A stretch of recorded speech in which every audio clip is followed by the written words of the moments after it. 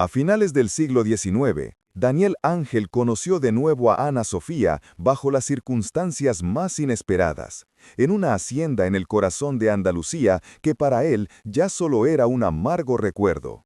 Durante 5 largos años, el vínculo que una vez los unió en la infancia había quedado sepultado bajo los escombros del duelo, el orgullo herido y los secretos de una tierra que ya no le pertenecía. Él era el hacendado caído, un viudo que trabajaba como jornalero en sus propios campos. Ella, la mujer que regresaba al pueblo huyendo de su propia tragedia. Su reencuentro parecía un simple capricho del destino, una casualidad sin importancia en el monótono discurrir de sus vidas rotas. Hasta que una verdad oculta en el lugar más insospechado lo cambió todo para siempre. ¿Cómo es posible que la auténtica oportunidad de empezar de nuevo hubiese permanecido oculta durante tanto tiempo, tan cerca de todos? Antes de contarte cómo una simple conversación bajo la sombra de un viejo roble reveló un secreto capaz de poner a prueba este frágil comienzo, comenta aquí desde dónde estás viendo esta historia y suscríbete ya al canal. Créeme, no querrás perderte la cadena de acontecimientos que este descubrimiento desató. Porque en el campo, las deudas del pasado siempre encuentran la manera de cobrarse, y a veces lo hacen de la forma más inesperada. La historia de Daniel y Ana Sofía es la prueba de que el destino, por mucho que se tuerza, guarda una última carta para aquellos que se atreven a mirar más allá de su propia ruina. Y lo que estaba a punto de suceder en la Hacienda de los Olivos marcaría a toda la comarca para siempre. Daniel Ángel ya no era el dueño de la Hacienda de los Olivos. Cada mañana, al salir el sol, caminaba hacia los mismos campos que una vez gobernó, pero ahora lo hacía con la cabeza gacha, como un jornalero más. Los hombres que antes recibían sus órdenes, ahora compartían con él el pan y el vino en silencio, con una mirada que mezclaba la lástima con un respeto incómodo. La humillación era un veneno lento que se le había metido en la sangre. Sus manos, antes acostumbradas a firmar documentos y sostener las riendas de un buen caballo, estaban ahora agrietadas y cubiertas de callos por el trabajo de la tierra. Su espalda se había curvado bajo un peso que no era solo físico, sino el de un legado perdido y una identidad rota que lo atormentaba a cada paso. La ruina de Daniel no llegó por una mala cosecha o una plaga, sino por un duelo que lo consumió por dentro. Tras la muerte de su esposa, 5 años atrás, el mundo dejó de tener sentido. Abandonó la gestión de la hacienda, se encerró en un silencio impenetrable y dejó que las deudas se acumularan como las malas hierbas en un campo abandonado. Perder la tierra fue la consecuencia inevitable de haber perdido el rumbo. Ahora vivía en una pequeña casa de aperos en el linde de la propiedad, desde donde podía ver el caserón principal, un fantasma de piedra que albergaba los recuerdos de una vida que ya no le pertenecía. Cada noche, el silencio de aquella modesta vivienda le recordaba que estaba completamente solo, pagando el precio de su propia desolación. La hacienda era un personaje más en esta tragedia silenciosa. Para Daniel, cada olivo centenario era un testigo de su fracaso. Los había visto crecer, había jugado bajo sus sombras de niño y había paseado junto a su esposa por aquellos mismos senderos. Ahora, cada árbol parecía juzgarlo. El nuevo propietario, don Ricardo, había cambiado las rutinas, había impuesto un ritmo de trabajo más eficiente, más frío, despojado de toda la tradición que la familia de Daniel había cultivado durante generaciones. La tierra, que antes era una extensión de su alma, se había convertido en su celda, un recordatorio constante y doloroso de todo lo que había tenido y había sido incapaz de proteger. La brisa que mecía las hojas de los olivos ya no le traía paz, sino el eco de sus propios errores. Don Ricardo, el hombre que ahora poseía la hacienda de los olivos, era un negociante de la ciudad, pragmático y sin apego por el pasado. Compró la propiedad en una subasta a un precio irrisorio, viéndola no como un hogar o un legado, sino como una simple inversión. No entendía el lenguaje de la tierra ni el significado de las estaciones más allá de su impacto en la producción. Su presencia en el caserón principal era una afrenta para Daniel. Verlo pasear por el porche donde su padre le había enseñado a catar el aceite o dar órdenes con una voz impersonal a hombres que habían servido a su familia toda la vida era una tortura diaria. Don Ricardo representaba un mundo nuevo, un mundo donde el dinero importaba más que la sangre y el sudor invertido en el suelo. Justo cuando Daniel creía que su vida se había estancado en esa rutina de dolor y resignación, Ana Sofía regresó a la aldea. Se había marchado muy joven, buscando un futuro en la ciudad, y ahora volvía convertida en una mujer silenciosa y con la mirada cargada de una tristeza que nadie se atrevía a preguntar.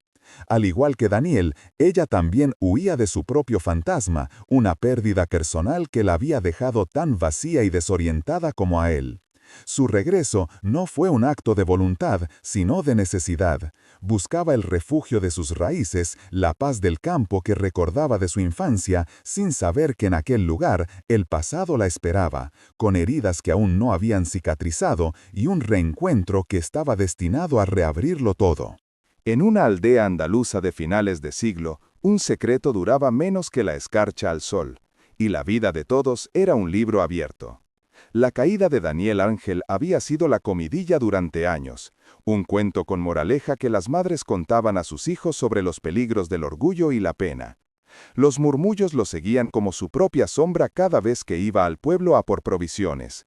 La llegada de Ana Sofía, la muchacha que se fue a la ciudad y volvía ahora viuda y sin fortuna, añadió un nuevo capítulo al repertorio de cotilleos de la comarca.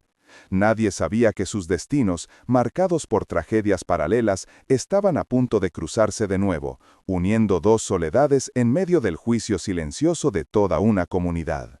Había un lugar que escapaba a las miradas y a los juicios de la aldea, un viejo roble centenario en el límite de la propiedad, cerca del arroyo. Aquel árbol había sido el refugio de Daniel y Ana Sofía durante su infancia. Bajo sus ramas robustas habían compartido juegos, secretos y sueños, lejos del mundo de los adultos. Era un santuario fuera del tiempo, un lugar donde las jerarquías sociales se desvanecían. Allí no eran el hijo del hacendado y la hija del capataz, sino simplemente Daniel y Ana. Para Daniel, aquel roble era el último vestigio de un tiempo en el que fue feliz, el único rincón de la hacienda que todavía sentía como suyo, un lugar al que acudía para lamerse las heridas en soledad. Fue una tarde de agosto, de esas en las que el calor parece derretir el tiempo y el aire vibra con el canto de las cigarras. Daniel, agotado tras una jornada de trabajo bajo un sol implacable, se dirigió al viejo roble buscando un respiro. Se sentó apoyado en su tronco, con la mirada perdida en los olivares que se extendían hasta el horizonte. No esperaba a nadie. En ese mismo instante, Ana Sofía, buscando escapar del ambiente asfixiante de la pequeña casa de sus padres y de sus propios recuerdos dolorosos, caminaba sin rumbo fijo por los senderos de su niñez. Sus pies, como guiados por una memoria antigua, la llevaron hacia el arroyo, hacia la sombra familiar del gran roble. Ninguno de los dos sabía que estaban a punto de encontrarse en el único lugar donde su pasado común seguía intacto. El silencio que siguió a su encuentro bajo el roble fue más pesado que el calor de la tarde. Se miraron durante un instante que pareció contener los 15 años que habían pasado desde la última vez que compartieron confidencias en aquel mismo lugar. Pero ya no eran niños, él ya no era el heredero seguro de sí mismo y ella no era la muchacha de ojos soñadores. Eran dos náufragos que se habían encontrado en la orilla de sus propias vidas rotas. Daniel se levantó con torpeza, como si el peso de la tierra se le hubiera pegado al cuerpo, y murmuró una disculpa casi inaudible antes de alejarse con la cabeza gacha, dejando a Ana Sofía sola con el eco de un pasado que de repente se sentía dolorosamente presente. Aquel reencuentro no había sido un consuelo, sino la constatación de la distancia insalvable que la vida había abierto entre ellos. Para Daniel, aquel encuentro fortuito fue una nueva capa de humillación. Había deseado y temido volver a verla desde que supo de su regreso, pero no así. No con las manos sucias, la ropa gastada por el sudor y la mirada de un hombre que ha perdido hasta el derecho a levantar la vista.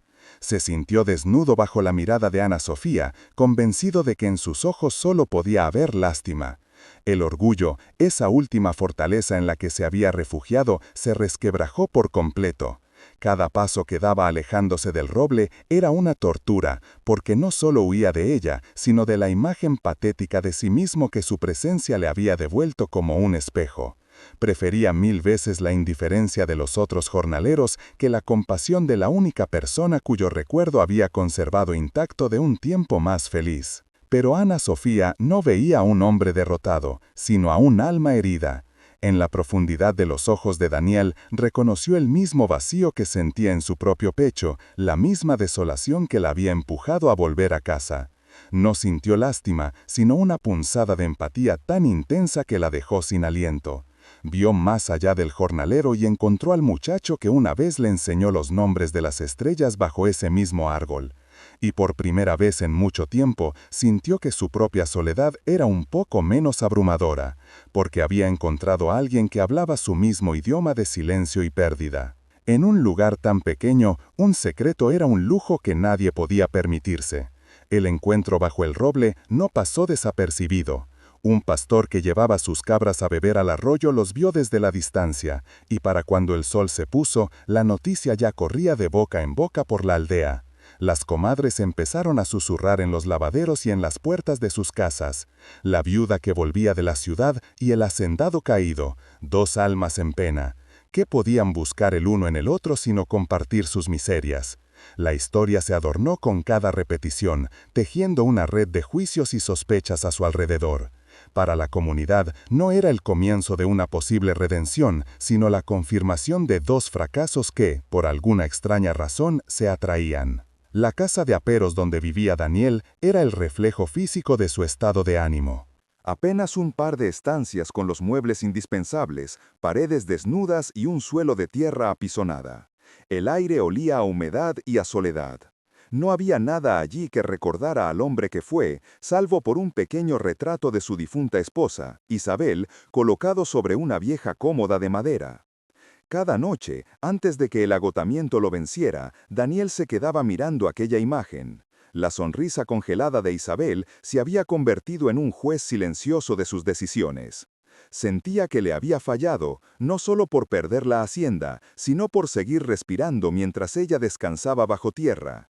Aquella pequeña casa no era un hogar, era la celda donde cumplía su autoimpuesta penitencia. El verdadero santuario de su duelo, sin embargo, no estaba en aquella humilde vivienda, sino en su memoria. En su mente, la habitación que había compartido con Isabel en el caserón principal permanecía intacta, congelada en el tiempo. Podía recordarla con una claridad que le desgarraba el alma, el olor a lavanda de los armarios, el modo en que la luz de la mañana entraba por el balcón, el cepillo de plata que ella dejaba siempre en el mismo sitio sobre el tocador. Don Ricardo había ordenado vaciar y reformar aquella estancia, pero para Daniel seguía siendo un lugar sagrado e inviolable. Cerraba los ojos y volvía a estar allí, sintiendo el calor de su presencia, un tormento dulce que le impedía aceptar la brutalidad de su ausencia y le anclaba a un pasado que ya no existía. La soledad de Daniel no era solo una elección personal, era también una condena impuesta por los suyos. Tras la subasta de la hacienda, su familia le había dado la espalda. Sus primos de Sevilla, que antes lo visitaban con frecuencia para disfrutar de las cacerías y las fiestas de la vendimia, dejaron de contestar a sus cartas. La familia de su esposa, que lo culpaba directamente de haber mancillado el legado de Isabel, le había hecho saber a través de terceros que ya no era bienvenido. Su ruina no era una tragedia personal, sino una deshonra para el apellido. Se había convertido en un paria, un recordatorio incómodo de que la fortuna y el estatus podían desvanecerse. El abandono de su propia sangre era una herida más profunda que la pérdida de la tierra, porque le había arrebatado la última red de seguridad que le quedaba. Tampoco para Ana Sofía el regreso a casa había sido el consuelo que esperaba. En la ciudad había sido una extraña, pero aquí era una extraña que todos creían conocer. Las mujeres de la aldea la miraban con una mezcla de curiosidad y desconfianza. ¿Por qué había vuelto? ¿Qué había pasado realmente con su marido? Su luto era un misterio que alimentaba los chismes. Se sentía observada en cada gesto, juzgada en cada palabra. Su dolor, en lugar de encontrar un refugio, se había convertido en un espectáculo público. La pequeña casa de sus padres, que en sus recuerdos era un nido de seguridad, ahora se sentía como una jaula.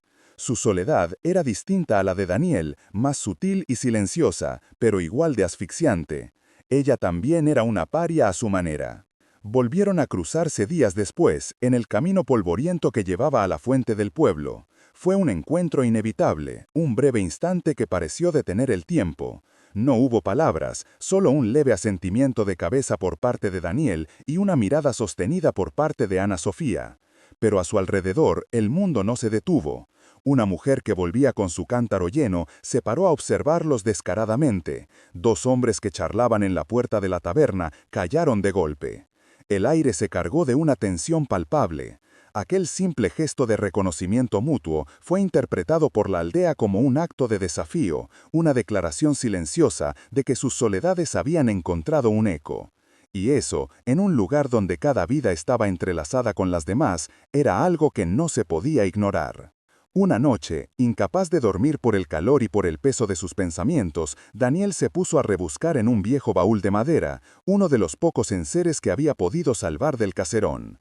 Buscaba unos papeles sin importancia, pero sus dedos tropezaron con un objeto que había olvidado por completo, un grueso libro de contabilidad encuadernado en cuero. No era un libro de cuentas, sino el diario de campo que su padre había llevado durante más de 40 años. En sus páginas amarillentas no solo había anotaciones sobre precios de aceite y jornales pagados, sino también observaciones sobre el clima, la salud de cada olivo y reflexiones sobre el alma de la tierra. Mientras pasaba las páginas, Daniel sintió por primera vez en mucho tiempo una conexión con su legado que no tenía que ver con la propiedad, sino con la sabiduría y el amor por aquel lugar. Era una pequeña luz en medio de su inmensa oscuridad. Aquella noche, el diario de su padre se convirtió en el único interlocutor de Daniel.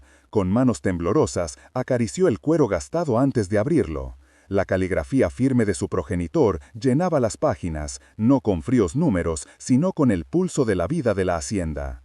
Había notas sobre la floración de los almendros, el sabor de la primera prensada de aceite de cada temporada e incluso dibujos toscos de nidos de pájaros encontrados en los olivos más viejos.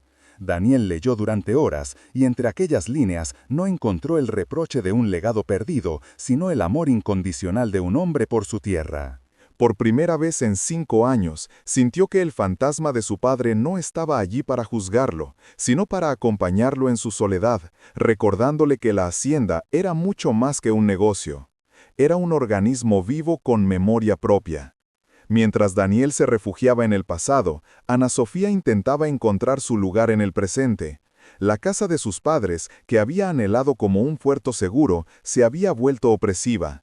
Cada objeto le recordaba a la muchacha que fue, no a la mujer en la que se había convertido. Para escapar de las miradas compasivas de su madre y del silencio abrumado de su padre, empezó a dar largos paseos al atardecer. Un día, sus pasos la llevaron a la pequeña casa de Elena, la antigua gobernanta de la hacienda.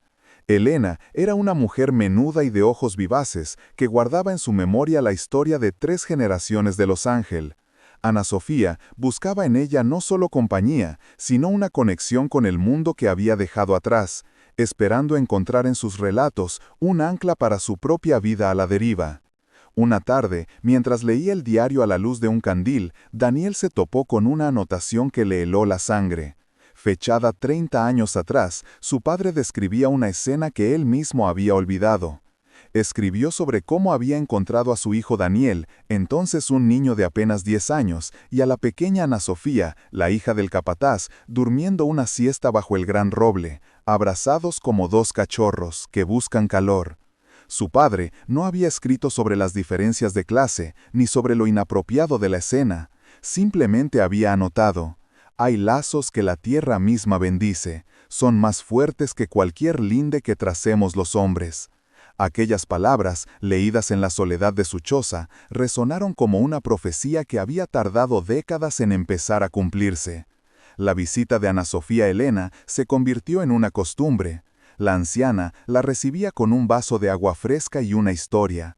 Hablaba de la madre de Daniel, una mujer de una fortaleza silenciosa, y de su padre, un hombre que conocía cada palmo de tierra por su nombre. Elena, con la sabiduría que dan los años, no mencionaba la caída de Daniel con lástima, sino con una especie de comprensión fatalista. Le contó a Ana Sofía cómo el padre de Daniel solía decir que un hombre no se mide por las veces que cae, sino por su voluntad para volver a sembrar en tierra quemada. Sin saberlo, las palabras de Elena estaban abonando el terreno para que Ana Sofía viera en Daniel no al hombre que lo había perdido todo, sino al que aún tenía la oportunidad de reconstruirlo. Una tarde, mientras leía el diario a la luz de un candil, Daniel se topó con una anotación que le heló la sangre. Fechada 30 años atrás, su padre describía una escena que él mismo había olvidado. Escribió sobre cómo había encontrado a su hijo Daniel, entonces un niño de apenas 10 años, y a la pequeña Ana Sofía, la hija del capataz, durmiendo una siesta bajo el gran roble, abrazados como dos cachorros que buscan calor. Su padre no había escrito sobre las diferencias de clase, ni sobre lo inapropiado de la escena. Simplemente había notado: hay lazos que la tierra misma bendice, son más fuertes que cualquier linde que tracemos los hombres.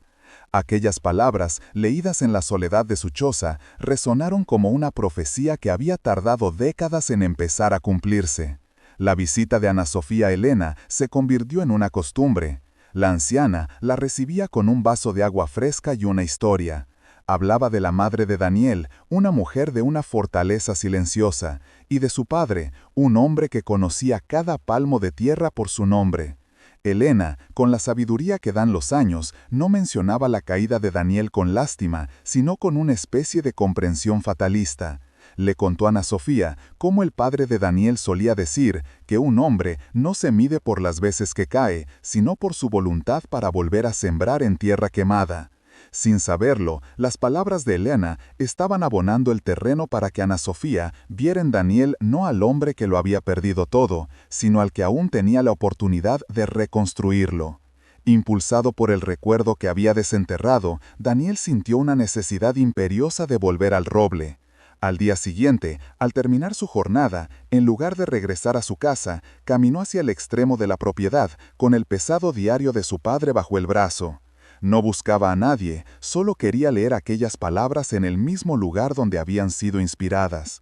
Sentarse bajo aquellas ramas con el diario en su regazo era como establecer un diálogo silencioso con su padre, con su infancia y con la tierra misma. Era un acto de reconciliación íntimo, un intento de encontrar sentido a su presente a través de la lente de un pasado que de repente no parecía tan lejano ni tan doloroso. Por una de esas casualidades que parecen escritas en el viento, Ana Sofía también se sintió atraída por el roble aquella misma tarde. Las palabras de Elena sobre la resiliencia y la siembra resonaban en su cabeza. Necesitaba un espacio tranquilo para pensar, lejos de los susurros de la aldea y de la tristeza contenida de su hogar. El roble era el único lugar que asociaba con una felicidad pura y sin complicaciones. Mientras se acercaba, vio una figura sentada junto al tronco. Su primer impulso fue dar media vuelta, pero algo en la quietud de la escena, en la forma en que Daniel sostenía aquel viejo libro, la detuvo. No parecía un hombre derrotado, sino alguien que buscaba respuestas en un lugar sagrado. Esta vez, cuando sus miradas se cruzaron, no hubo huida. El silencio que se instaló entre ellos no era tenso, sino expectante. Ana Sofía se acercó lentamente, con el respeto de quien entra en un templo. Sus ojos se posaron en el libro que Daniel sostenía con tanta reverencia. Con una voz apenas audible, rompiendo un pacto de silencio que había durado años, preguntó qué era lo que leía con tanta atención. Daniel levantó la vista y en sus ojos no había vergüenza, sino una profunda melancolía. Por primera vez no se sintió juzgado por su presencia. En cambio, sintió una extraña calma, como si la llegada de Ana Sofía a aquel lugar y en aquel preciso momento fuera algo natural, algo que debía suceder. Sin decir una palabra, Daniel abrió el diario por la página que había marcado. Con el dedo índice, rozado por la tierra y los callos, señaló el párrafo que describía a dos niños durmiendo bajo el sol. Se lo ofreció a Ana Sofía. Fue un gesto de una vulnerabilidad inmensa, un acto de fe. Le estaba entregando no solo un recuerdo, sino un trozo de su alma, una prueba de que su conexión no era un simple producto de la imaginación infantil, sino algo tan real que un hombre sabio se había molestado en registrarlo para la posteridad. Le estaba mostrando que antes de sus respectivas tragedias, antes de que el mundo los rompiera, habían compartido un momento de paz tan puro que merecía ser recordado. Ana Sofía se inclinó para leer. A medida que sus ojos recorrían la caligrafía antigua, sintió un nudo en la garganta. No era solo la ternura de la imagen lo que la conmovió, sino el hecho de que Daniel quisiera compartirlo con ella. Entendió que aquel libro era su único tesoro, el último vínculo con su identidad perdida. Al levantar la vista, sus ojos se encontraron con los de él, y en esa mirada compartida se forjó un nuevo entendimiento. No había lástima en ella, sino un profundo reconocimiento. Ambos eran supervivientes de sus propias tormentas, y acababan de encontrar en un recuerdo olvidado un refugio común. La distancia que los separaba se había evaporado bajo la sombra de aquel roble. Aquel día, por primera vez, hablaron, no de sus pérdidas ni de sus dolores, sino de aquel tiempo lejano. Recordaron el sabor de los higos que robaban del árbol junto al arroyo, la sensación del barro fresco entre los dedos de los pies y las historias de miedo que se contaban cuando el sol empezaba a esconderse. La conversación fluía con una facilidad inesperada, como un río que retoma su cauce después de una larga sequía. Por un par de horas dejaron de ser el hacendado caído y la viuda que regresó. Volvieron a ser Daniel y Ana, dos almas que se conocían desde siempre, protegidas del mundo por las ramas de un árbol que había sido testigo de todos sus secretos. Este encuentro se convirtió en el primero de muchos. Casi cada atardecer, sin necesidad de acordarlo, sus caminos los llevaban al viejo roble. Daniel le leía fragmentos del diario de su padre, consejos sobre la poda, reflexiones sobre la luna y su influencia en la cosecha, o simples anécdotas de la vida en el campo.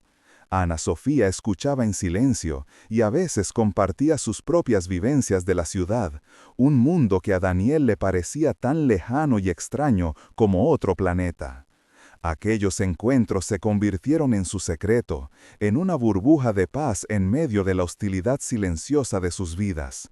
Eran dos soledades que juntas se sentían un poco menos solas. El cambio en ellos no pasó desapercibido en la aldea. Los jornaleros notaron que Daniel ya no caminaba con la mirada clavada en el suelo. A veces, incluso, esbozaba una media sonrisa. La madre de Ana Sofía vio cómo el color volvía poco a poco a las mejillas de su hija. Los susurros en el lavadero y en la taberna cambiaron de tono. La lástima dio paso a la especulación. ¿Qué se traían entre manos esos dos? La comunidad, que los había condenado por separado a sus respectivas penas, ahora los observaba con una mezcla de recelo y curiosidad.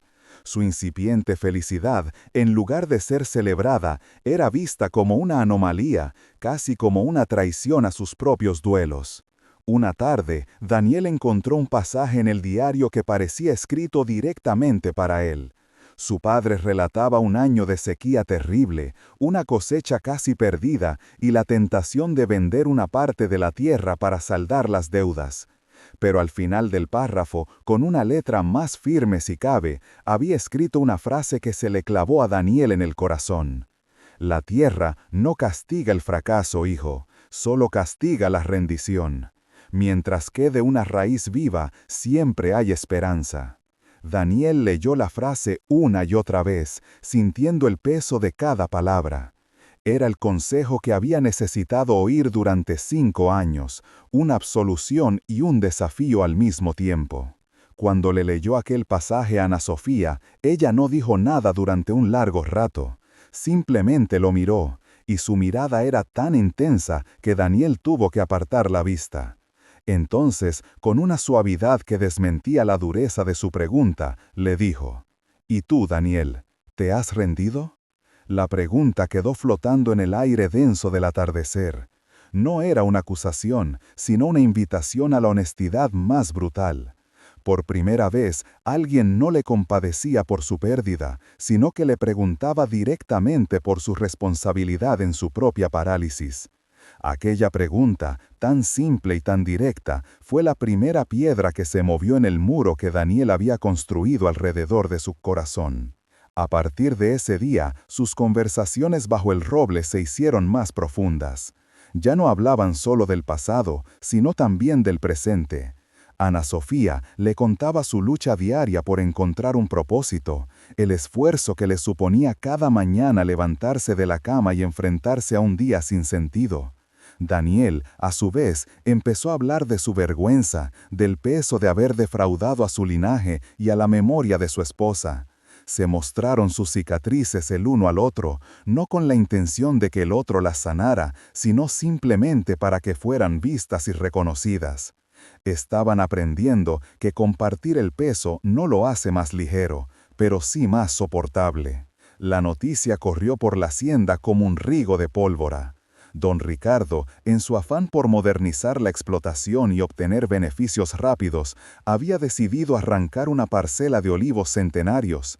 Eran árboles viejos, menos productivos que los jóvenes, y en su lugar planeaba plantar una variedad nueva más rentable a corto plazo. Para los jornaleros, aquello era una herejía.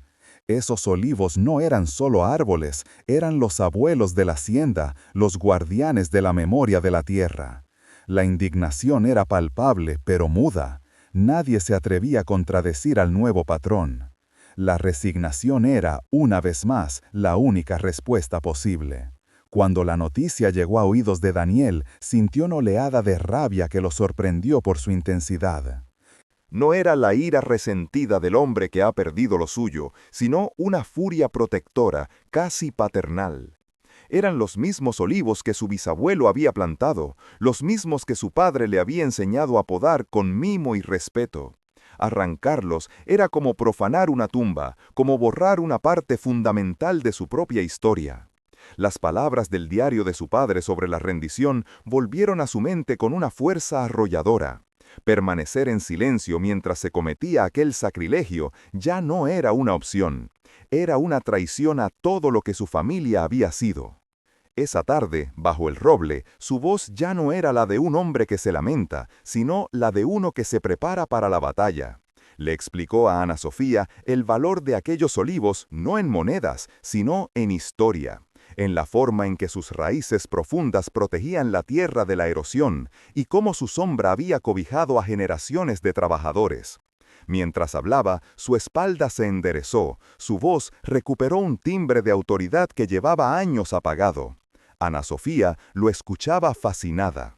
No estaba viendo al jornalero humillado, sino al hacendado, al hombre que amaba y entendía aquella tierra como nadie. En sus ojos vio nacer una chispa de determinación que creía extinguida para siempre, y supo que algo fundamental estaba a punto de cambiar. La rabia que sintió Daniel no fue un fuego fugaz, sino una brasa que, avivada por la mirada de Ana Sofía, se transformó en un propósito. Por primera vez en 5 años, no se sentía víctima de su destino, sino parte de una historia mucho más grande, la historia de aquella tierra que sus antepasados habían amado y protegido. Ya no se trataba de su honor perdido o de su hacienda arrebatada. Se trataba de defender el alma de un lugar que estaba siendo amenazado por la indiferencia y la codicia. Y fue en la mirada de Ana Sofía donde encontró no solo la validación, sino el impulso que le faltaba para actuar. Sabía que enfrentarse a don Ricardo era un acto de insensatez, una rebelión inútil que podía costarle su miserable jornal. Pero la alternativa, el silencio cómplice, era una traición que ya no estaba dispuesto a cometer. El camino hacia el caserón principal fue el más largo de su vida. Cada paso sobre aquel sendero que había recorrido miles de veces a caballo con la cabeza alta era ahora un recordatorio de su caída. Las ventanas del caserón parecían ojos que lo juzgaban, y el pesado portón de madera, que antes se abría para recibirlo, ahora se alzaba ante él como una barrera infranqueable. Durante un instante, el viejo Daniel, el hombre consumido por la vergüenza, estuvo a punto de dar media vuelta. Pero entonces recordó las palabras de su padre sobre la rendición y pensó en Ana Sofía esperándolo bajo el roble. No luchaba por recuperar lo que era suyo, sino por proteger lo que era de todos. Con el corazón martillándole en el pecho y el diario de su padre firmemente sujeto bajo el brazo, golpeó la puerta con una determinación que no había sentido en una eternidad. Ana Sofía no lo siguió. Comprendió que aquel era un camino que Daniel debía recorrer solo, pero permaneció junto al roble, convertida en un ancla silenciosa en medio de la incertidumbre. Su espera no era pasiva, era un acto de fe. Miraba hacia el caserón, imaginando la escena, el enfrentamiento entre dos mundos, dos formas de entender la vida. El pragmatismo frío de don Ricardo contra la pasión arraigada de Daniel. En aquel momento, Ana Sofía se dio cuenta de que su propio regreso a la aldea no había sido solo una huida de su dolor, sino también una búsqueda. Y viendo a Daniel caminar para defender algo más grande que él mismo, sintió que quizás estaba empezando a encontrar aquello que ni siquiera sabía que buscaba. Un motivo para creer que la reconstrucción era posible. Don Ricardo lo recibió en el despacho que había sido de su padre. Un espacio que ahora olía a tabaco caro y a negocios, despojado de todo rastro de su historia anterior. Escuchó a Daniel con una paciencia condescendiente, como quien oye las divagaciones de un anciano. Para él, aquellos olivos no eran más que un activo poco rentable en un balance. La lógica de Daniel, basada en la tradición, el respeto y la memoria, le resultaba incomprensible, arcaica. Esos árboles, le explicó con frialdad, ocupaban un espacio que podía ser optimizado. La rentabilidad no entiende de sentimentalismo. La conversación era un diálogo de sordos, un choque frontal entre el alma de la tierra y el espíritu del comercio. Y Daniel sintió la impotencia de quien intenta explicar los colores a un ciego. Fue entonces cuando Daniel abrió el diario de su padre sobre la mesa de caoba pulida. No levantó la voz. Simplemente, con una calma solemne, leyó en voz alta la historia de aquellos olivos. Leyó cómo su bisabuelo los había traído como esqueres desde tierras lejanas, cómo su abuelo los había salvado de una plaga que arrasó la comarca, y cómo su padre consideraba que sus raíces eran el ancla que mantenía unida a toda la hacienda. Cada palabra que leía era un ladrillo en la construcción de un argumento que no era económico, sino vital. No le pedía a don Ricardo que entendiera de agricultura, sino que respetara una vida que había comenzado mucho antes que la suya y que merecía seguir existiendo mucho después. Era la voz de un linaje entero hablando a través de él.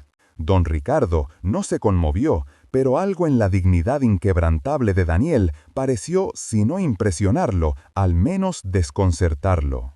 Le dijo que consideraría sus palabras, una fórmula vacía para dar por terminada la conversación.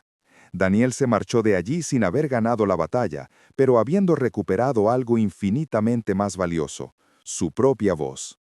Al salir del caserón y sentir el sol de la tarde en la cara, se dio cuenta de que ya no caminaba con la cabeza gacha. No era el hacendado, pero tampoco era solo un jornalero. Era el guardián de una memoria, y esa responsabilidad le devolvía un lugar en el mundo que creía haber perdido para siempre. Volvió al roble no como un hombre derrotado, sino como un soldado que regresa del frente, herido pero íntegro. La noticia de su desafío se extendió por la hacienda y la aldea con la velocidad del viento. Entre los jornaleros las reacciones fueron dispares. Los más viejos, que habían trabajado para su padre, lo miraban con un respeto renovado, casi con veneración. Veían en él el eco del antiguo patrón, del hombre justo que entendía la tierra. Pero los más jóvenes, temerosos del carácter implacable de don Ricardo, lo veían como un insensato que ponía en riesgo el trabajo de todos por un puñado de árboles viejos. Daniel se convirtió de la noche a la mañana en un símbolo, pero un símbolo incómodo. Su acto de valentía había fracturado la resignada paz de la comunidad, obligando a todos a tomar partido, aunque fuera en silencio, entre el pasado y el futuro. Para Ana Sofía, el relato de lo ocurrido en el despacho fue la confirmación de lo que su instinto ya le decía. El hombre que amó en su infancia no había muerto, solo estaba dormido bajo capas de dolor y vergüenza. Aquella tarde, mientras el sol teñía de naranja los olivares, su conversación fue diferente. Ya no se limitaron a compartir recuerdos, empezaron a tejer planes. Hablaron de cómo convencer a los otros jornaleros, de buscar datos en los archivos del pueblo que demostraran el valor histórico de los árboles. Por primera vez, no estaban simplemente consolándose el uno al otro, sino luchando juntos por una causa común. Su vínculo, nacido en la nostalgia y alimentado en la soledad, se estaba transformando en una alianza, una sociedad forjada en la adversidad. En los días que siguieron, Daniel y Ana Sofía se volvieron inseparables. Recorrían juntos los linderos de la hacienda, mientras él le enseñaba los secretos que guardaba el diario de su padre, cómo saber por el color de la tierra si el año sería de buena cosecha, o cómo interpretar el vuelo de los pájaros para predecir la lluvia. Él compartía la sabiduría de su linaje, y ella, con su perspectiva del mundo exterior, le ayudaba a darle forma, a convertirla en argumentos que otros pudieran entender. Estaban creando un lenguaje propio, un puente entre el conocimiento ancestral del campo y la lógica del nuevo mundo. Y en cada conversación, en cada mirada cómplice, la distancia entre sus almas se hacía cada vez más pequeña. Una tarde, mientras revisaban unos viejos mapas de la propiedad que Daniel conservaba, él se detuvo y, con la voz quebrada, le habló por primera vez de Isabel. No de su muerte, sino de su vida. Le contó cómo ella amaba sentarse en el porche durante las tormentas de verano, cómo su risa resonaba en el patio del caserón y cómo compartía su sueño de que la hacienda no fuera solo un negocio, sino un hogar para todos los que trabajaban en ella. Hablar de ella con Ana Sofía no fue doloroso como había imaginado, al contrario, fue liberador, porque Ana Sofía no escuchaba con lástima, sino con el respeto de quien entiende que el amor no se borra, solo se transforma. Y Daniel comprendió que honrar la memoria de Isabel no significaba encadenarse a la pena, sino mantener vivo el amor que ella representaba. Ana Sofía, a su vez, le confió un pedazo de su propia herida.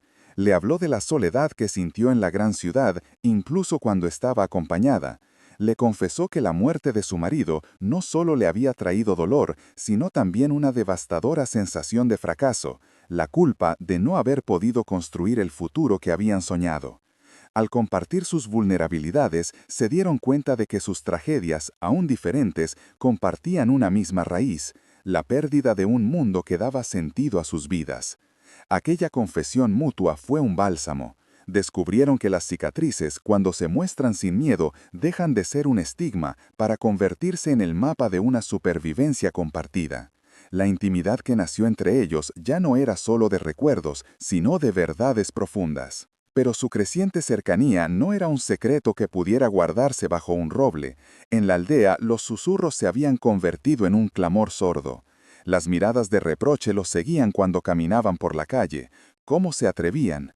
Él, el viudo que había perdido su fortuna, y ella, la viuda que había vuelto sin nada. Su unión era vista como una indecencia, una afrenta a la memoria de sus difuntos cónyuges.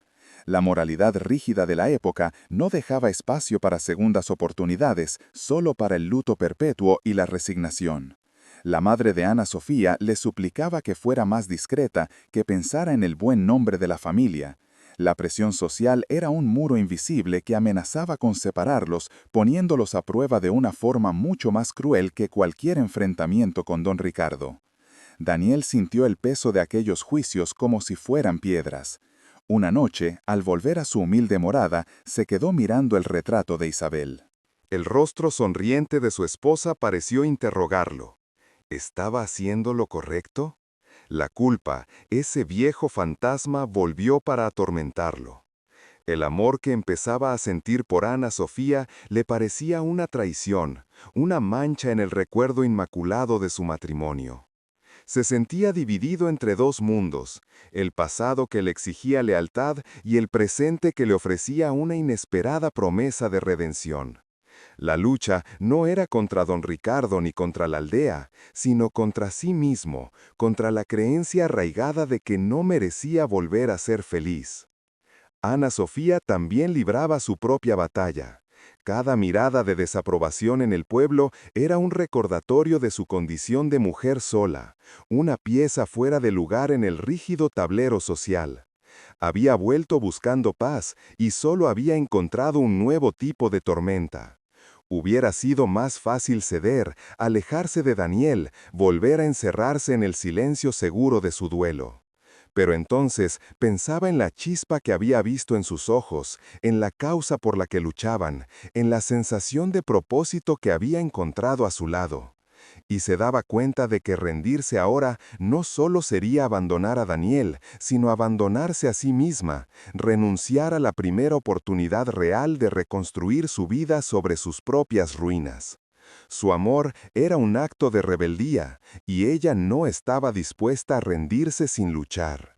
Fue en medio de esta encrucijada emocional y social cuando ocurrió algo que lo cambiaría todo. Una noche de tormenta, mientras el viento aullaba fuera de su choza, Daniel decidió poner en orden los pocos documentos que le quedaban de su familia. Los guardaba en una caja de madera carcomida junto a algunas herramientas. Al mover el diario de su padre, notó que una de las tapas de cuero estaba ligeramente despegada. Movido por una curiosidad ociosa, introdujo los dedos en la pequeña abertura y sintió el tacto de un papel doblado. Con cuidado lo extrajo. No era un documento de la hacienda, era un sobre amarillento, sellado, sin destinatario. Solo llevaba escrita una fecha, de hacía poco más de 5 años, y la caligrafía inconfundible de su esposa, Isabel. El corazón de Daniel se detuvo. Había revisado las pertenencias de Isabel 1000 veces tras su muerte, pero nunca había visto aquella carta. El sobre estaba perfectamente conservado, como si hubiera estado esperando pacientemente a ser descubierto en el momento preciso. Un escalofrío le recorrió la espalda. Tenía en sus manos un mensaje del pasado, una voz que volvía de la tumba. El miedo se apoderó de él. Miedo a lo que pudiera encontrar en aquellas líneas, miedo a reabrir una herida que apenas empezaba a cicatrizar. Durante un largo rato se quedó inmóvil, con el sobre en la mano, mientras fuera la tormenta reciaba como un eco de la tempestad que se había desatado en su interior. Abrir aquella carta podía destruir el frágil equilibrio que había logrado, o podía, quizás, darle la respuesta que tanto necesitaba. Con manos temblorosas rompió el sello. La carta era breve, escrita con una letra que se notaba debilitada por la enfermedad, pero que conservaba toda su firmeza de carácter. No era una despedida lacrimógena, sino una última declaración de amor y una petición. Isabel le hablaba de su vida juntos, de la felicidad que habían compartido entre aquellos olivos, pero también le hablaba del futuro. Le pedía que no permitiera que su ausencia se convirtiera en una cadena. «Tu corazón es demasiado grande para vivir en una tumba», escribió. «Cuando el dolor amaine, te pido, mi amor, que vuelvas a abrirlo. La tierra necesita que la cuiden y tú necesitas que te cuiden a ti. Permítete volver a sembrar, Daniel. Permítete volver a vivir». Las lágrimas cayeron sobre el papel, emborronando la tinta. No eran lágrimas de pena, sino de liberación. Durante 5 años se había aferrado a un luto que creía ser una prueba de su amor, cuando en realidad era una desobediencia a la última voluntad de su esposa. Aquella carta no era un reproche, era un permiso. Era la bendición de Isabel desde el más allá, la llave que abría la puerta de la celda que él mismo había construido. De repente, el peso de la culpa se desvaneció, reemplazado por una inmensa gratitud. Miró el retrato de su esposa y ya no vio a una jueza, sino a su cómplice, a la mujer que lo había amado tanto que deseaba su felicidad incluso si era en brazos de otra persona. Al día siguiente, con la primera luz del alba, Daniel no fue al campo a trabajar. Con la carta de Isabel guardada junto a su corazón, caminó directamente hacia el viejo roble. Sabía que Ana Sofía estaría allí. Cuando llegó y la vio esperándolo, como cada mañana, sintió una certeza abrumadora. Sin decir una palabra, le entregó la carta. Mientras ella leía, él observó su rostro, viendo cómo la sorpresa daba paso a la comprensión y finalmente a una emoción tan profunda que le llenó los ojos de lágrimas. Cuando ella levantó la vista, sus miradas se encontraron y en ese silencio se dijeron todo lo que las palabras no podían expresar. Ya no había fantasmas entre ellos, solo dos personas a las que la vida les había dado una segunda oportunidad, y un pasado que en lugar de separarlos, les había dado la bendición para empezar de nuevo. Aquel permiso póstumo, leído bajo las ramas del roble, no solo desató las cadenas del luto de Daniel, sino que cimentó la complicidad entre él y Ana Sofía de una manera irreversible. Ya no eran dos almas rotas que se encontraban para consolarse, sino dos arquitectos que empezaban a trazar los planos de un futuro posible sobre los escombros de sus vidas pasadas. La carta de Isabel no había sido un final, sino un prólogo. Su amor, ahora liberado de la culpa, comenzó a echar raíces en el terreno fértil de una honestidad compartida, una conexión tan profunda y silenciosa como la de los olivos centenarios que los rodeaban. Cada atardecer bajo el roble era un ladrillo más en la construcción de un refugio que ya no era solo para ellos, sino para el futuro que se atrevían, por fin, a imaginar juntos. Pero la vida en el campo rara vez permite que la paz dure demasiado. El final del verano trajo consigo un calor sofocante y antinatural. El cielo, en lugar de su habitual azul intenso, adquirió un tono amarillento y polvoriento que presagiaba calamidad.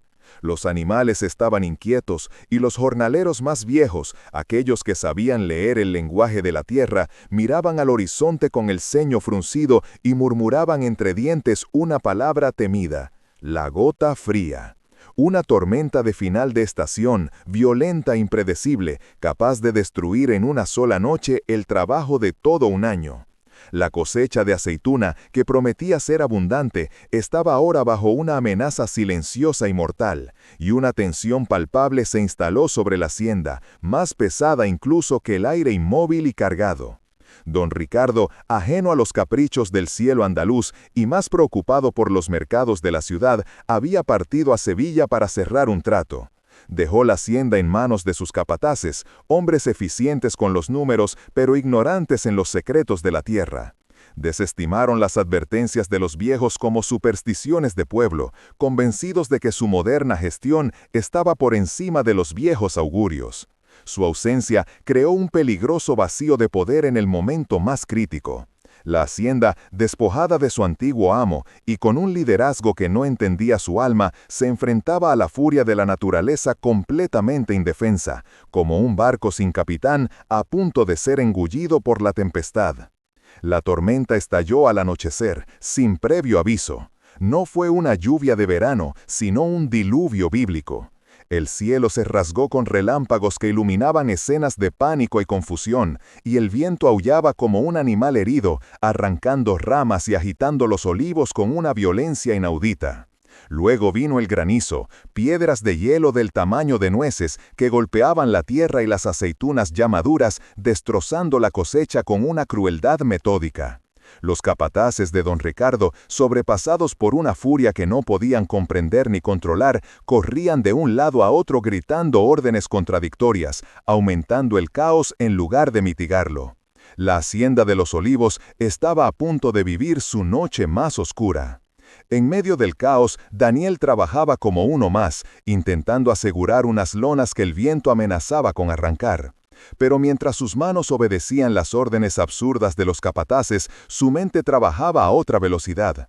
Él sabía lo que había que hacer. Recordaba las enseñanzas de su padre, las estrategias transmitidas de generación en generación para enfrentarse a una tormenta así. Había que cavar zanjas de drenaje para evitar que el agua negara las raíces de los árboles más jóvenes, concentrar los esfuerzos en proteger las parcelas más expuestas al viento y organizar a los hombres en cuadrillas eficientes. El conocimiento bullía en su interior, una solución clara en medio de la confusión, pero una barrera invisible le impedía hablar: la vergüenza. ¿Quién era él para dar órdenes en la tierra que había perdido? Sintió la parálisis del orgullo herido atenazándole la garganta. Permanecer en silencio era ver morir la hacienda ante sus propios ojos, una segunda pérdida casi más dolorosa que la primera. Hablar era exponerse a la burla, al rechazo, a que le recordaran su condición de simple jornalero. Durante un instante eterno, Daniel se quedó inmóvil bajo la lluvia torrencial, atrapado en una encrucijada que definía toda su existencia. La batalla no se libraba ya contra el viento y el granizo, sino en el interior de su alma, entre el fantasma del hombre que fue y la posibilidad del hombre que aún podía llegar a ser. El destino de la cosecha y el suyo propio pendían del hilo de una decisión que no se atrevía a tomar. Fue entonces cuando la vio. Ana Sofía había corrido desde la aldea, empapada y sin aliento, con el rostro lleno de angustia. No llevaba paraguas ni capa, solo la urgencia de estar a su lado. Sus miradas se cruzaron a través de la cortina de lluvia y el caos. Ella no dijo nada, no necesitaba hacerlo. En sus ojos no había súplica ni exigencia, sino una fe inquebrantable.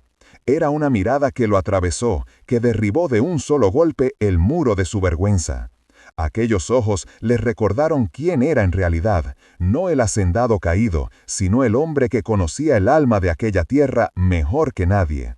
En ese instante supo que el verdadero fracaso no era haber perdido la hacienda, sino permitir que se destruyera por no atreverse a salvarla.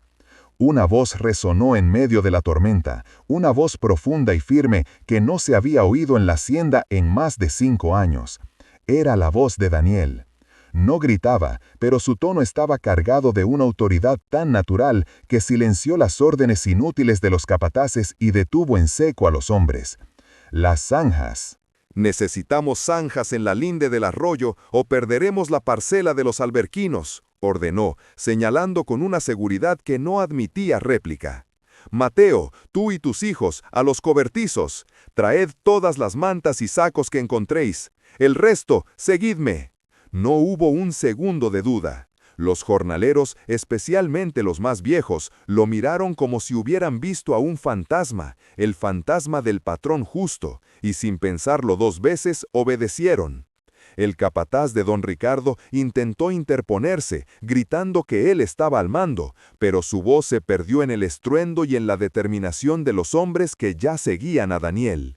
Se había producido un motín silencioso, una transferencia de poder dictada no por la propiedad, sino por la legitimidad del conocimiento.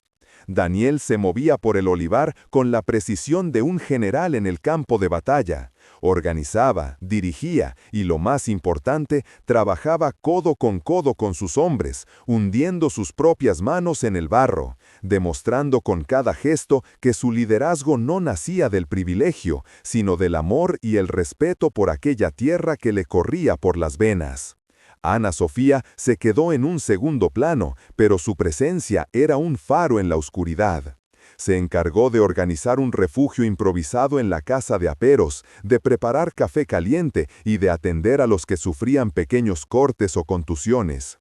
Se convirtió en el apoyo logístico de aquella batalla desesperada. Su calma y su eficiencia eran el contrapunto perfecto a la furia de la tormenta y a la intensidad de Daniel.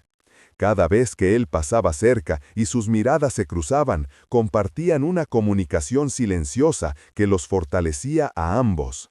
No estaban salvando solo una cosecha, estaban luchando juntos por su futuro, demostrando a todos y a sí mismos que su unión era una fuerza capaz de enfrentarse a cualquier tempestad. Lucharon durante horas, una comunidad unida por un propósito común, bajo el liderazgo de un hombre que había recuperado su alma. La tormenta, como si se hubiera cansado de su propia furia, comenzó a amainar con las primeras luces del alba. El silencio que siguió al estruendo fue casi ensordecedor, roto solo por el goteo del agua y el sonido de la respiración agotada de los hombres.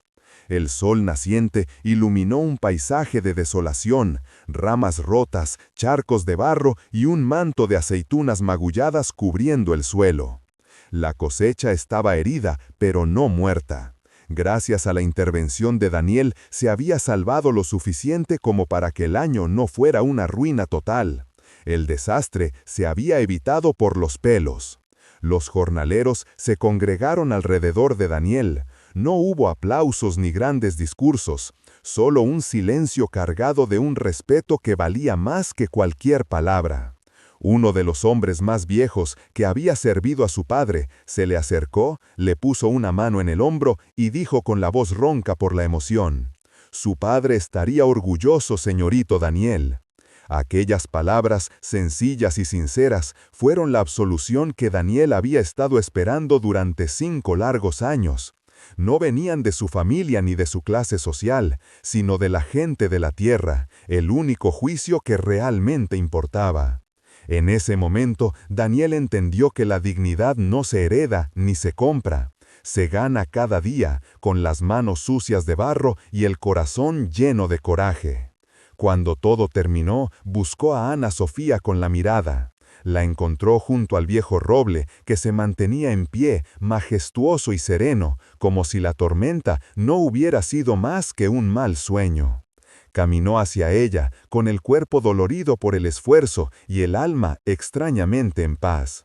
Estaba cubierto de barro de los pies a la cabeza, su ropa estaba desgarrada y el agotamiento marcaba sus facciones, pero sus ojos brillaban con una luz nueva. Se paró frente a ella y por primera vez en su vida se sintió completamente desnudo, sin títulos, sin tierras, sin orgullo al que aferrarse. Solo era un hombre que había sobrevivido a su propia ruina. «Lo perdí todo, Ana», dijo con la voz quebrada, y las palabras que había mantenido prisioneras durante años brotaron como un torrente. «Perdí la hacienda, el respeto de mi familia, perdí hasta mi propio nombre. Me escondí en mi dolor creyendo que era lealtad a Isabel, pero solo era cobardía. Y tuve miedo de que si alguien se acercara, como tú, vería que no quedaba nada de mí, que solo era un cascarón en vacío». El desahogo era doloroso, una confesión brutal de su propia fragilidad. No buscaba compasión, solo la liberación de decir la verdad en voz alta, ante la única persona cuyo veredicto le importaba. «Anoche, cuando te vi llegar en medio de la tormenta», continuó, mientras las lágrimas se mezclaban con la lluvia en su rostro, «comprendí que mi mayor miedo no era perder la cosecha, era perderte a ti, perder esta oportunidad de volver a sentir algo. No tengo nada que ofrecerte, Ana Sofía, nada más que mis manos para trabajar y un corazón que ha tardado demasiado en recordar cómo se late. Pero si tú me lo permites, quiero pasar el resto de mi vida intentando construir algo nuevo, algo nuestro, aunque solo sea sobre un pequeño trozo de tierra que podamos llamar hogar». No era una propuesta de matrimonio, era algo mucho más profundo, una promesa de reconstrucción. Ana Sofía no respondió con palabras, acortó la pequeña distancia que los separaba y sin importar el barro ni el agotamiento, lo abrazó con una fuerza que parecía contener toda una vida. Apoyó su cabeza en su pecho y sintió el latido firme y constante de su corazón. Aquel abrazo, bajo las ramas protectoras del viejo roble, selló un pacto que ninguna tormenta podría romper.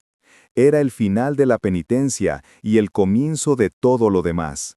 La tierra había sido salvada, pero lo que realmente había florecido en aquella noche de furia era la certeza de que el amor, cuando es verdadero, no necesita de riquezas ni de legados para echar raíces. Solo necesita 2 almas valientes dispuestas a sembrar de nuevo. La noticia de lo ocurrido durante la tormenta llegó a oídos de don Ricardo a su regreso.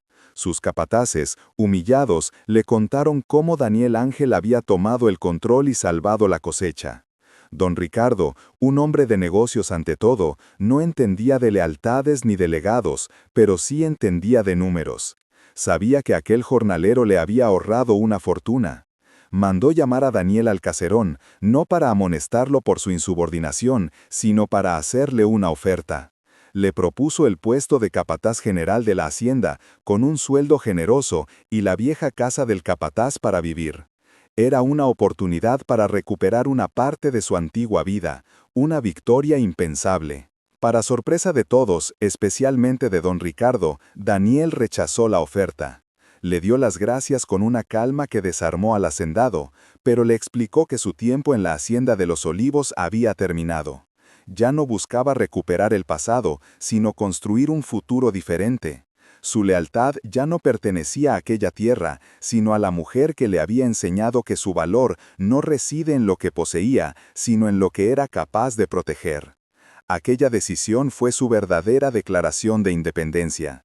Dejaba atrás no solo la humillación, sino también la gloria de su apellido, para empezar de cero, libre de las sombras de los ángeles. Con el dinero que había ahorrado de su mísero jornal y con la ayuda de la pequeña dote que Ana Sofía había logrado salvar, compraron una pequeña parcela de tierra al otro lado del valle.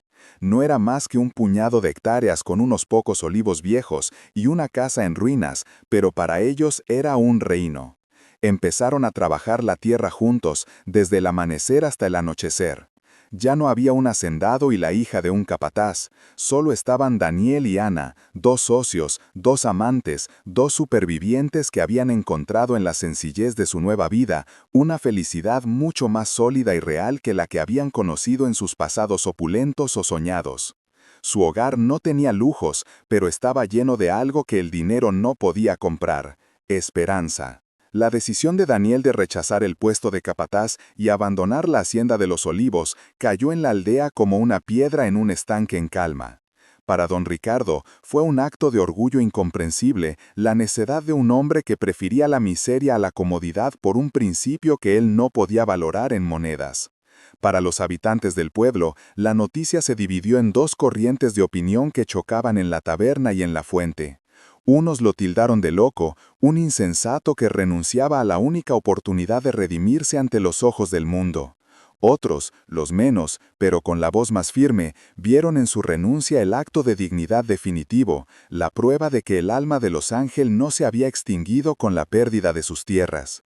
Su historia dejó de ser un simple cotilleo para convertirse en una leyenda que se contaba en voz baja, la del hombre que eligió ser libre en la pobreza antes que ser un siervo bien pagado en su antiguo reino. La repercusión de su elección también envolvió a Ana Sofía, que pasó de ser la viuda digna de lástima a la mujer que, según las malas lenguas, había terminado de nublar el juicio de un hombre ya roto. Sin embargo, algo había cambiado en la forma en que la miraban. Detrás de la desaprobación ahora había una chispa de asombro, casi de envidia. Aquella mujer silenciosa había demostrado tener una fuerza que nadie sospechaba, una lealtad que no se basaba en la fortuna ni en el estatus, sino en la esencia de un hombre.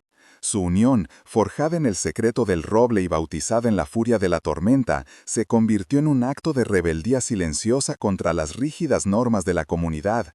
Ya no caminaban con la cabeza gacha, sino con la serenidad de quienes han tomado una decisión y están dispuestos a pagar su precio, sin importar cuál sea. Los primeros días en su nueva tierra fueron una prueba de fuego. La parcela era un desierto de piedras y malas hierbas, y la casa en ruinas parecía más una herida abierta en la ladera que un futuro hogar. El trabajo era extenuante, un esfuerzo físico que los dejaba sin aliento al final de cada jornada. Pero era un cansancio diferente al que habían conocido. No era el agotamiento de la humillación o de la pena, sino el de la construcción.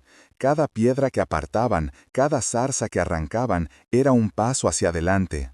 No era una herencia que debían conservar, sino un lienzo en blanco que debían pintar. Y esa libertad, la de saber que cada gota de sudor se invertía en algo que era verdaderamente suyo, les daba una fuerza que no sabían que poseían. Reconstruir la casa se convirtió en una metáfora de su propia reconstrucción. Empezaron por los cimientos, asegurando los viejos muros de piedra que habían resistido el paso del tiempo y el abandono. Daniel, con el conocimiento práctico heredado de su padre, sabía dónde colocar cada viga, y Ana Sofía, con una paciencia infinita, aprendió a mezclar el mortero y a colocar las tejas. Trabajaban en un silencio compenetrado, entendiendo las necesidades del otro con una simple mirada. Aquellas ruinas, que para cualquier otro hubieran sido un símbolo de fracaso, para ellos eran la promesa de un hogar levantado no sobre la riqueza, sino sobre la colaboración, el respeto mutuo y la voluntad inquebrantable de empezar de nuevo, juntos.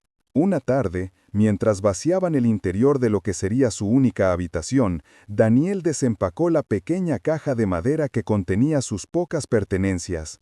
De ella extrajo con sumo cuidado el retrato de Isabel. Durante un instante, el tiempo pareció detenerse. Ana Sofía lo observó en silencio, conteniendo la respiración, sabiendo que aquel era un momento sagrado y definitorio. Daniel no guardó el retrato en un cajón. Con la misma reverencia con la que habría tratado una reliquia, limpió el marco de plata y lo colocó sobre la repisa de la chimenea que acababan de construir. No era el altar de un duelo perpetuo, sino el lugar de honor para un recuerdo que formaba parte de los cimientos de su propia alma. Ana Sofía, al ver el gesto, sintió una oleada de amor y comprensión tan profunda que le anudó la garganta. No había celos ni inseguridad en su corazón, solo un inmenso respeto por aquel hombre capaz de amar de una forma tan íntegra. Se acercó a él y, sin decir una palabra, tomó su mano. Al día siguiente, fue ella quien colocó junto al retrato de Isabel un pequeño objeto que había guardado celosamente, un sencillo reloj de bolsillo que había pertenecido a su difunto marido. No fue un acto de simetría, sino una declaración.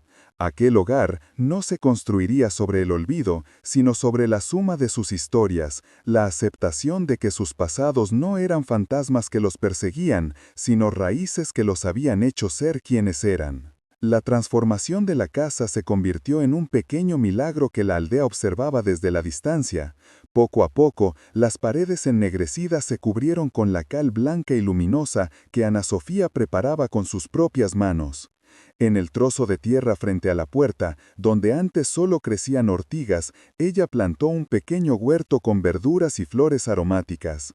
El lugar dejó de ser una ruina para convertirse en un hogar, un espacio que, aunque humilde, irradiaba una sensación de vida y de cuidado que contrastaba con la fría eficiencia de la hacienda de los Olivos. La casa se llenó del olor a pan recién hecho, a tierra mojada y, por primera vez en mucho tiempo, del sonido de una risa compartida. La actitud de la comunidad también comenzó a cambiar, lentamente, como cambia el curso de un río. Una mañana, encontraron en su puerta una cesta con huevos y queso fresco, sin ninguna nota. Días después, Mateo, uno de los jornaleros más viejos de la hacienda, se presentó con el pretexto de pedir agua y les dejó un par de herramientas que, según él, ya no necesitaba. No eran regalos, eran ofrendas de paz, el reconocimiento silencioso de una comunidad que empezaba a entender que la verdadera honra no reside en la riqueza que se hereda, sino en la dignidad con la que se afronta la vida. Aquellos pequeños gestos de solidaridad rompieron el último muro de aislamiento que los rodeaba. El punto de inflexión llegó un domingo por la tarde. Varios de los jornaleros que habían trabajado bajo las órdenes de Daniel durante la tormenta subieron la colina hasta su pequeña finca. No venían a cotillar, sino con un propósito. Uno de ellos traía en sus manos, envueltos en un paño húmedo, varios esquejes de olivo. «Son de los viejos», dijo el hombre con la voz ronca, «de los que su bisabuelo plantó. Pensamos que un trozo del alma de la hacienda debía estar aquí, con quien sabe cuidarla». Fue un regalo que valía más que todo el oro del mundo. Era la restitución simbólica de un legado, la prueba de que aunque había perdido la tierra, nunca había perdido el respeto de su gente. Daniel aceptó los esquejes con lágrimas en los ojos. Aquel gesto sanó la última herida que quedaba en su orgullo. Ya no era el hacendado caído, ni el simple jornalero, era Daniel, un hombre de la tierra respetado por su conocimiento y su integridad. Junto a Ana Sofía, eligió el mejor lugar de su pequeña parcela, un rincón protegido del viento y bañado por el sol de la mañana, y allí plantaron juntos el primer olivo. Él cavó el hoyo con la fuerza de sus brazos y ella colocó con delicadeza el pequeño esqueje en la tierra. Mientras lo cubrían con sus manos, sabían que no estaban plantando solo un árbol, sino la primera raíz de su nueva dinastía, un legado basado no en la sangre, sino en la elección y el amor. Los años pasaron, la pequeña casa se consolidó, rodeada por un huerto floreciente y un joven olivar que crecía fuerte y sano. La vida de Daniel y Ana Sofía nunca fue fácil. Conocieron años de malas cosechas, de sequías y de preocupaciones, pero los afrontaron siempre juntos, como un equipo. Su amor, madurado en la adversidad, se hizo sereno y profundo. En la aldea, su historia se convirtió en un cuento que los abuelos narraban a sus nietos, una lección sobre la resiliencia y el verdadero significado de la riqueza. Ya nadie hablaba de Daniel como el hombre que lo había perdido todo, sino como el hombre que, al perderlo, había encontrado lo único que de verdad importaba. La hacienda de los Olivos, bajo la gestión de don Ricardo, se hizo más productiva y rentable que nunca, pero perdió su alma. Era una explotación eficiente, una máquina de producir aceite, pero ya no era un hogar. Los jornaleros trabajaban con la precisión de autómatas, pero sin la alegría y el orgullo de antaño. A veces, desde la distancia, miraban hacia la pequeña finca en la colina, hacia la columna de humo que salía de la chimenea de Daniel y Ana Sofía, y sentían una punzada de nostalgia por un tiempo en el que la tierra no era solo un negocio, sino una extensión de la vida misma. El viejo roble, testigo silencioso de toda su historia, siguió en pie en el linde de la propiedad, marcando la frontera entre dos mundos. Por un lado, una hacienda próspera pero vacía, por el otro, una pequeña finca humilde pero llena de vida. Se convirtió en un símbolo para toda la comarca, un recordatorio perenne de que el valor de un hombre no se mide por la extensión de sus propiedades, sino por la profundidad de sus raíces y la valentía de su corazón. La historia de Daniel y Ana Sofía demostró a todos que a veces es necesario perder un reino para encontrar un verdadero hogar. Con el tiempo, su pequeña finca se convirtió en un lugar de referencia. Los agricultores de la zona acudían a Daniel para pedirle consejo, reconociendo en él una sabiduría que no se aprendía en los libros, sino que se mamaba de la tierra.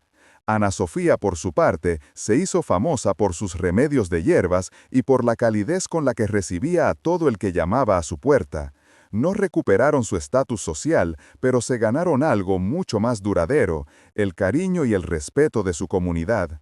Se convirtieron en el corazón latente de aquel valle, la prueba viviente de que la reconstrucción es siempre posible. Su amor nunca fue ostentoso, se manifestó en los gestos cotidianos, en la forma en que él le acercaba una taza de café al amanecer, en cómo ella le vendaba las manos agrietadas por el trabajo al anochecer, en las largas conversaciones sin palabras que mantenían mientras contemplaban la puesta de sol desde su pequeño porche. Descubrieron que la felicidad no era un destino al que llegar, sino una forma de caminar. Y su camino, aunque lleno de piedras, lo recorrieron siempre de la mano, con la certeza de que mientras estuvieran juntos, ninguna tormenta podría volver a doblegarlos. Así, la historia de Daniel y Ana Sofía se tejió en la memoria de aquella tierra andaluza, no como una tragedia de pérdida, sino como una épica de redención. Dejaron un legado que no estaba escrito en escrituras de propiedad ni en testamentos, sino en el ejemplo de su vida. Un legado que susurraba desde las hojas de su pequeño olivar, recordándole a todo el que quisiera escuchar una verdad tan antigua como la propia tierra. Porque la verdadera riqueza no se mide en hectáreas, sino en la valentía de un corazón que después de haberlo perdido todo, se atreve a amar de nuevo. Si crees que ninguna historia de amor y resiliencia debe caer en el olvido y que la memoria es el único legado que el tiempo no puede arrebatarnos, por favor, comparte este vídeo. No olvides suscribirte para descubrir más relatos profundos sobre casos reales que merecen ser contados. Y si esta historia te ha conmovido, deja en los comentarios la palabra recuerdo. Gracias por escuchar. Los años en el campo no se cuentan con el calendario, sino con las cosechas. Y las cosechas en la pequeña finca de Daniel y Ana Sofía fueron en su mayoría modestas pero constantes. Los esquejes de olivo que plantaron con tanta reverencia crecieron hasta convertirse en árboles jóvenes y robustos, con hojas plateadas que brillaban bajo el sol andaluz. Su casa, antes una ruina, se había transformado en un hogar que respiraba vida por cada uno de sus poros encalados. No era un caserón imponente como el de la Hacienda de los Olivos, pero tenía algo que la gran finca había perdido hacía mucho tiempo: un alma. Era un refugio construido no con dinero, sino con la argamasa del esfuerzo compartido y la promesa silenciosa de un futuro en común. El amor que se profesaban no tenía la urgencia de la juventud ni la grandilocuencia de los poemas. Era un afecto sereno, práctico y profundo, tejido en la urdimbre de los días. Se manifestaba en la forma en que él le preparaba las herramientas a ella por la mañana y en cómo ella le esperaba con un plato de comida caliente al final de la jornada. Era un amor que se leía en las manos que se buscaban al final del día, cansadas pero unidas, y en los silencios cómodos en el porche, donde no hacían falta palabras para entenderse. Habían aprendido que el verdadero pacto no se sella con promesas, sino con la lealtad de cada amanecer compartido, convirtiéndose en los pilares que sostenían el techo de su pequeña existencia. Para Daniel, cada día de trabajo en su propia tierra fue una forma de sanación. El acto de hundir las manos en el suelo, de sentir el pulso de la vida bajo sus dedos, los reconectó con la esencia de su linaje de una manera que la propiedad nunca había logrado. El ritmo de la siembra y la cosecha le devolvió un propósito que la pena le había arrebatado. Ya no era el guardián de un legado heredado, sino el creador de uno nuevo, mucho más humilde, pero infinitamente suyo. El sudor que empapaba su frente no era una marca de humillación, sino el bautismo diario de un hombre que se había perdonado a sí mismo y había encontrado su lugar en el mundo, no en la cima, sino a ras de suelo. Ana Sofía, por su parte, encontró su propia medicina en el acto de crear vida donde antes solo había abandono. El pequeño huerto que floreció bajo sus cuidados fue el reflejo de su propia alma renacida. Cada flor que brotaba, cada hortaliza que maduraba, era una victoria contra la desolación que la había empujado de vuelta a la aldea. Había regresado buscando un refugio y, en cambio, se había convertido en la constructora de uno. Su fuerza no residía en la resignación, sino en su capacidad para nutrir, para cuidar, para transformar la aridez en abundancia. Junto a Daniel, no solo había reconstruido una casa, sino que había redescubierto la certeza de que su corazón, a pesar de las cicatrices, aún era tierra fértil. Sobre la repisa de la chimenea, los dos retratos permanecían uno al lado del otro, testigos silenciosos de la nueva vida que había florecido a su alrededor. No eran fantasmas del pasado, sino los cimientos sobre los que se había construido el presente. La presencia de Isabel y del difunto marido de Ana Sofía no era una fuente de conflicto ni de celos, sino un recordatorio constante de que el amor no muere, sino que se transforma. Daniel y Ana Sofía habían entendido la lección más profunda del campo, que para que una nueva cosecha crezca fuerte, no es necesario arrancar las raíces antiguas, sino integrarlas en la tierra, para que nutran lo que está por venir. Su hogar era un santuario de la memoria, no una tumba del olvido. Y así, sin pretenderlo, forjaron un legado mucho más perdurable que el de la sangre o el de la propiedad. Su historia se convirtió en una parábola que se contaba en voz baja en las noches de invierno. La hacienda de los Olivos, con su riqueza creciente y su eficiencia impersonal, representaba el cuerpo de la comarca. Pero la pequeña finca de Daniel y Ana Sofía, con su modesta abundancia y su calidez inagotable, se había convertido en su corazón. Demostraron a toda una generación que el verdadero fracaso no es caer, sino negarse a ayudar a otro a levantarse. Su mayor riqueza no fueron las aceitunas que cosechaban, sino la esperanza que sembraron en el alma de su gente. No era extraño que alguna pareja joven de la aldea, enfrentada a sus propias dificultades, subiera a la colina en busca de su consejo.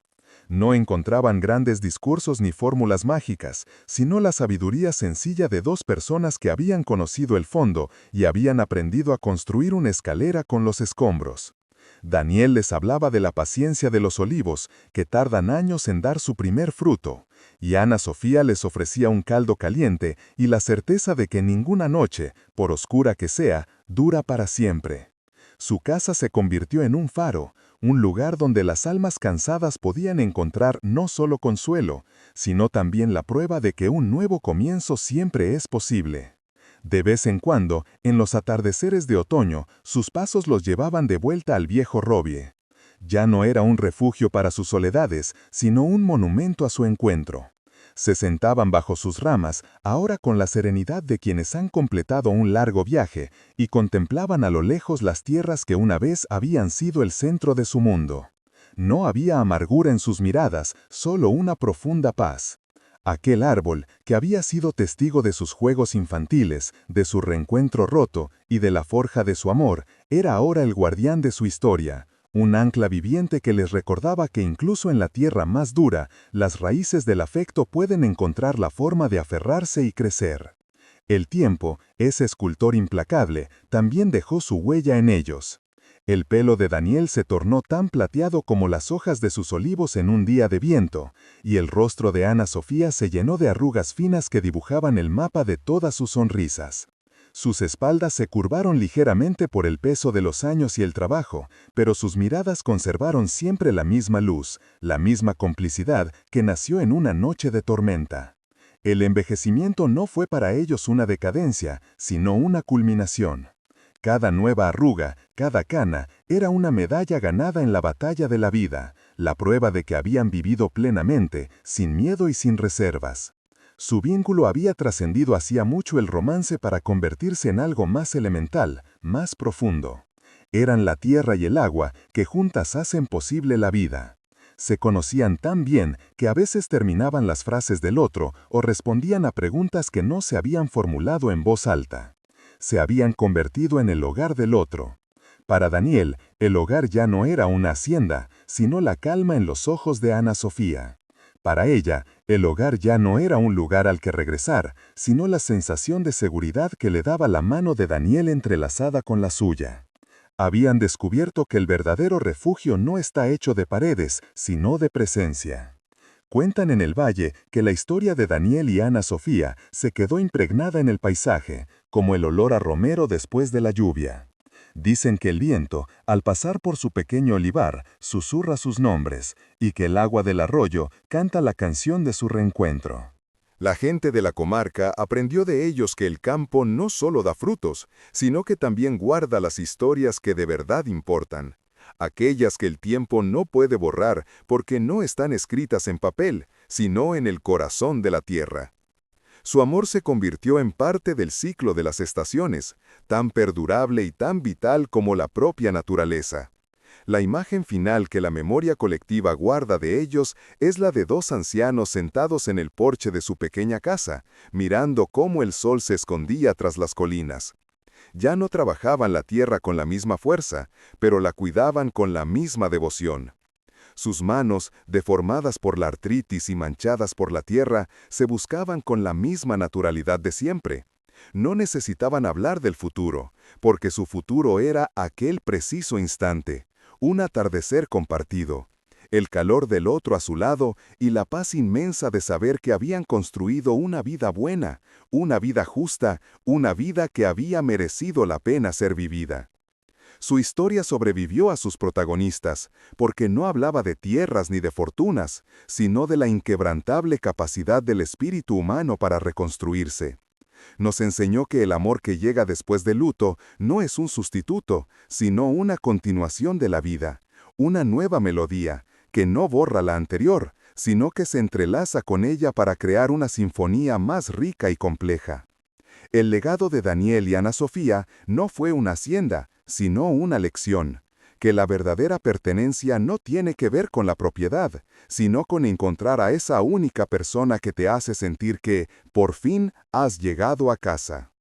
Porque la verdadera riqueza, la que ni las tormentas ni el tiempo pueden arrebatar, no se mide en hectáreas de tierra, sino en la valentía de un corazón que, después de haberlo perdido todo, se atreve a amar de nuevo.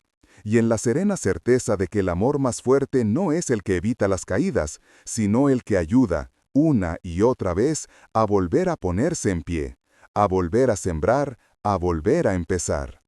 Si crees que cada vida es un viaje que merece ser recordado y que las historias más poderosas nacen de los nuevos comienzos, por favor comparte este video. No olvides suscribirte para seguir descubriendo relatos que nos conectan con lo más profundo de la experiencia humana. Y si esta historia ha dejado una huella en ti, comenta aquí abajo la palabra camino. Gracias por escuchar.